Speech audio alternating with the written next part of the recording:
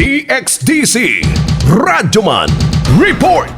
Nakasaway na ang napipila ka mga driver ingon man PUG driver ning syudad sa Davao kalabot sa pagsaka sa presyo sa produkto nga petrolyo sugod og mang adlaw o gamatod nila nga dako usab kining epekto og makuhaan na sab ang ilang kita adlaw-adlaw. Sa interview sa DXDC Armen Davao kang Vinji Siblao, delivery rider taga Matina Grabahan ning syudad nga ang pagsaka sa presyo sa gasolina dako kining epekto usab sa ilang kita og wala na sab sila makuhaan og pangpatubil ilabi na nga nagkataas ang presyo niini.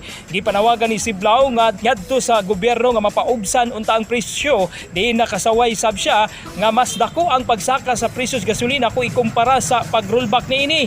Gingon usab ni Archie Gutwal isip public utility jeepneys kung PG driver rutang El Rio nga panahon na sab nga mulihok ang gobyerno og aksyonan aron mapakunhod ang presyo sa gasolina. Mas ligod sa mo ang kuan karon among tubil mo kurot yun mig mga 50 liters a day or 30 o something ana.